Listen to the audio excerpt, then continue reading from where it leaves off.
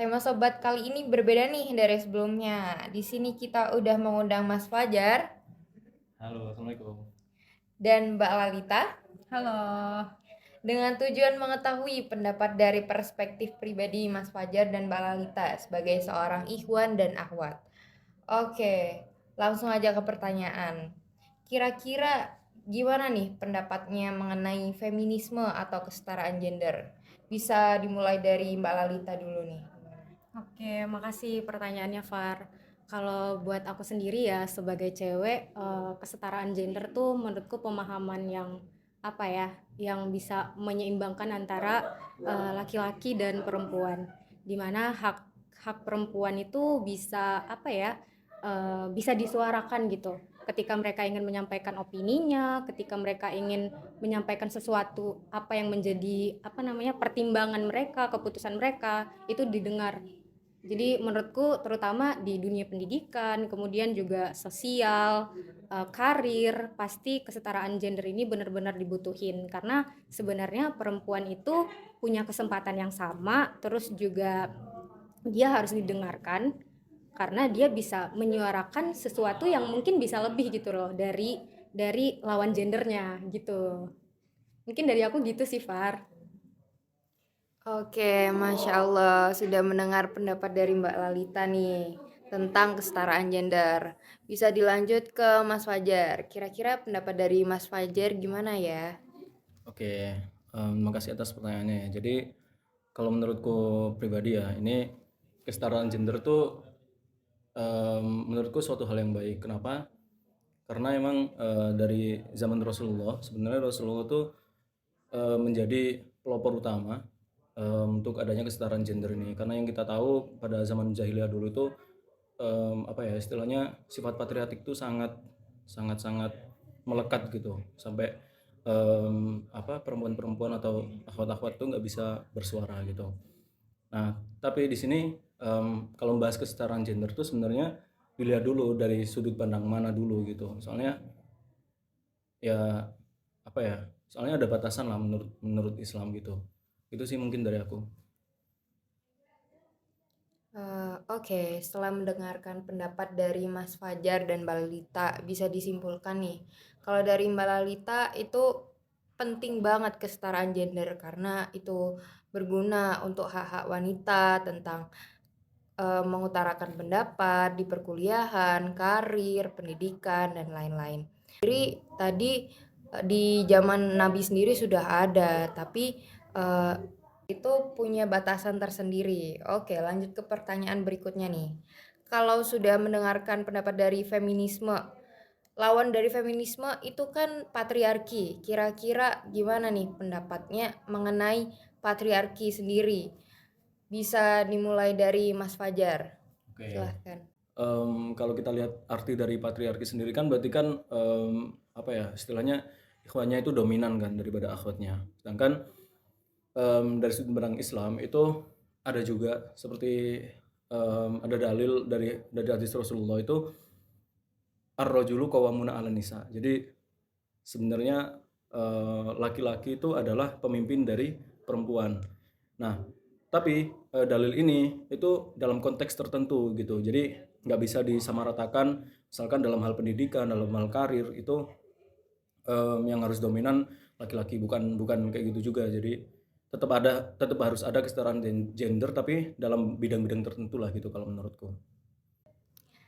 Setelah mendengar dari pendapat Mas Fajar nih, bisa dilanjutkan ke pendapat Mbak Lalita. Oke, aku setuju banget sih sama pendapatnya Mas Fajar. Tadi mungkin Mas Fajar itu ngejelasin dari perspektif Islam ya. Mungkin ini aku jelasin dari perspektif secara general aja. Menurutku emang patriarki itu apa kayak yang disampaikan Mas Fajar tadi, artinya itu dominan tapi dalam konotasi negatif gitu loh. Kayak cowok terlalu dominan, apa-apa yang di apa-apa kayak pekerjaan rumah itu terus juga sapu kayak cuci gitu-gitu tuh kayak hanya diperuntukkan seakan-akan dan seolah-olah hanya diperuntukkan untuk perempuan saja. Padahal yang seperti itu kayak nyapu, setrika, cuci piring, masak itu istilahnya itu basic life skill gitu loh. Jadi mau cowok ataupun cewek eh, skill-skill itu tuh emang harus ada di pribadi setiap orang gitu loh. Dan memang patriarki ini nih kalau bisa jangan sampai ada di apa ya, di pribadi-pribadi yang berpendidikan lah ya, karena emang kita harus belajar bahwa apa, ketika kita harus mendengarkan suara entah itu dari teman kita, dari lawan jenis kita, karena emang suara-suara itu pasti nantinya akan bermanfaat buat kehidupan kita ke depannya. Gitu sih dari aku. Oke, bisa ditarik kesimpulan nih. Kalau dari Mas Fajar tadi ambil perspektif dari sisi Islam. Gimana caranya patriarki itu di dalil itu seperti apa? Kalau di dalil sendiri ada yang bilang itu pemimpin itu laki-laki, tetapi itu beda hal. Kalau untuk karir, pendidikan, politik, sosial, bisa ada konteks-konteks tersendiri yang mana perempuan juga memiliki hak-hak di sana. Kalau dari Mbak Lalita sendiri, tadi kan secara general. Kalau secara general itu antara laki-laki dan perempuan itu memiliki hak yang sama. Contoh seperti memasak, mencuci, sebenarnya itu kan basic life skill. Nah, selanjutnya kita pernah nggak sih dengar kata-kata buat apa sih sekolah, buat apa sih kuliah kalau ujung-ujungnya ke dapur, buat apa sih kerja toh ujungnya nanti menikah gitu. Nah, kalau begitu kira-kira nih pendapat dari Mbak Lalita dan Mas Fajar mengenai kesetaraan gender dalam hal organisasi, karir, pendidikan, politik, sosial, dan lain-lain itu bagaimana? Bisa dimulai dari Mbak Lalita terlebih dahulu. Oke, tadi aku juga apa namanya secara pribadi sering banget sih dengar kata-kata ngapain sih kuliah tinggi, ngapain sih sekolah jauh-jauh gitu kan, ujung-ujungnya jadi istri orang, ujung-ujungnya kerja di dapur gitu. Setiap orang kan punya orientasi dan masa depannya masing-masing ya. Kayak kita nggak bisa nyamain antara si A, si B, si C. Kalaupun dia memilih untuk menjadi ibu rumah tangga atau sebagai istri, ya artinya ilmu tuh nggak ada yang sia-sia gitu loh. Ilmu tuh bisa diwariskan ke anaknya, dia juga bisa menjadi partner partner baik buat buat suaminya gitu kan. Jadi kayak apa, nggak ada yang sia-sia aja sih. Ilmu tuh nggak bakalan mengkhianati kita, tapi orang tuh bisa aja mengkhianati kita. Jadi kalau kita memilih untuk belajar jauh-jauh mencari ilmu sampai ke negeri Cina, it's okay gitu loh. Itu pilihan gitu. Itu pilihan setiap orang dan kita harus menghargai itu karena setiap orang punya punya jalannya masing-masing, setiap orang punya keputusan hidupnya masing-masing. Ketika orang itu happy dengan keputusan itu, ya udah gitu loh. Setelah dengar dari pendapat Mbak Lalita, menarik banget tuh. Bisa langsung pendapat dari Mas Fajar sendiri gimana ya, Mas?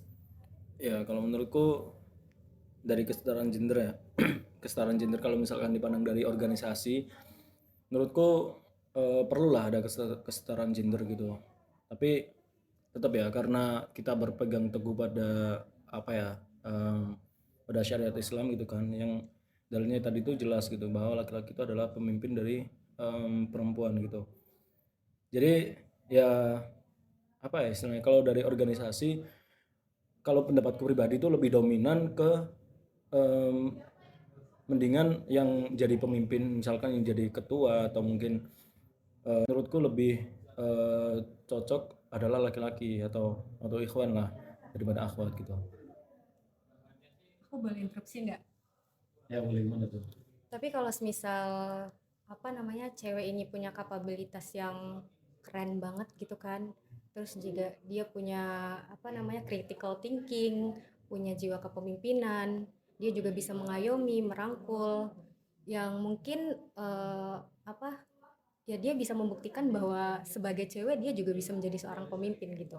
Apakah karena gender dia berbeda dari kebanyakan orang yang istilahnya kayak harus pemimpin tuh harus laki-laki gitu kan? Apakah ditutup gitu kesempatan cewek ini untuk menjadi pemimpin? Apakah ditutup? Ya udah ditutup aja gitu, atau karena dia punya kapabilitas itu kita juga membuka kesempatan yang sama untuk dia. Sebenarnya sih gini ya, kalau menurutku itu bukan berarti ditutup ditutup secara secara total gitu, bukan gitu sih. Soalnya kalau kalau berbicara masalah kesetaraan gender tuh yang tadi aku jelasin, ya tergantung di mana letaknya gitu. Jadi kalau misalkan masalah organisasi, menurutku aku kenapa kok bisa berpendapat lebih dominan laki-laki, karena ini dalilnya itu udah jelas gitu. Nah, cuma aku nggak bisa berpegang pada dalil itu. Kalau kalau kamu misalkan tadi kamu bilang itu masalah soft skill dan lain sebagainya, critical thinking dan lain sebagainya, itu bisa dilatih gitu. Jadi ya apa ya, bukan berarti kalau misalkan ada cewek yang istilahnya kapabilitasnya sebagai seorang pemimpin tuh tinggi gitu, bukan berarti dia langsung bisa merendahkan cowoknya buat dia nggak boleh jadi pemimpin No, gitu. no, enggak. Aku nggak bermaksud seperti itu. Cuman apa namanya, ketika nih, semisal aku ngasih case, ada cewek sama cowok. Cewek ini dia punya kapabilitas yang keren banget, baik itu dari jiwa kepemimpinannya, terus juga dia punya ya tadi kayak yang aku sebutin critical thinking, dia bisa merangkul, dia bisa membuktikan as a leader gitu. Dan yang satu ini bukan aku bermaksud ya, tapi kan kita bisa melihat bahwa di kehidupan tuh nggak semuanya seideal itu gitu loh. Yang cowok nih lebih lebih yang introvert person gitu kan, lebih ke ya udah manut-manut aja, ngikut-ngikut aja, dan dilihat dari segi dari apa kemampuan dia untuk memimpin tuh masih kurang dibandingkan yang cewek ini. Nah, apakah karena cuman ada dua pilihan antara cewek dan cowok, padahal cewek punya kemampuan lebih, cowok yang istilahnya kemampuannya di bawah dia, apakah kita tetap memilih yang cowok? Jadi ini apa ya, case-nya kalau misalkan cowok nggak ada cowok lagi gitu berarti. In case seperti itu. Nah, kalau misalkan gitu, sebenarnya gini sih, aku juga ada pengalaman jadi ketum kan. Jadi ya yang aku rasain tuh, aku nggak se kapabilitas itu gitu jadi ketum. Itu juga semua soft skill yang apa ya, yang kamu sebutin tadi itu bakalan terlatih kalau misalkan kita udah jadi ketum gitu. Dan aku pingin ini sih, pingin apa namanya, menekankan bahwa antara cewek dan cowok tuh udah ada porsinya masing-masing gitu.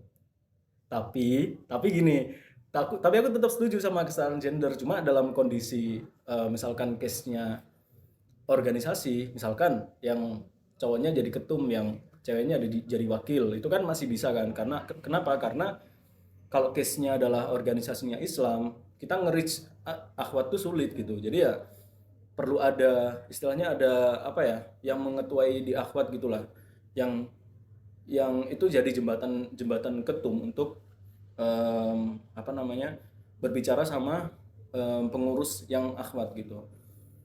Nah, jadi yang aku tekankan di sini tuh apa ya, lebih ke kalau misalkan kamu ingin soft skill, ya itu bisa dipelajari gitu. Oke, berarti lebih ke apa, terjun dulu ya? Iya, terjun dulu. Terjun Jadi dulu, ngerasain dulu, itu bakalan kebentuk kalau misal kamu tuh udah di pressure di situ. iya. Oke. Oke, oke. Aku jadi dapat insight baru nih ternyata. Oke, lanjut. Oke, setelah mendengar pendapat dari Mas Fajar dan Mbak Lalita, nih pendapatnya seru-seru banget nih, saling berdiskusi mereka berdua ini, bertukar pendapat. Akhirnya ketemu jalan tengah nih.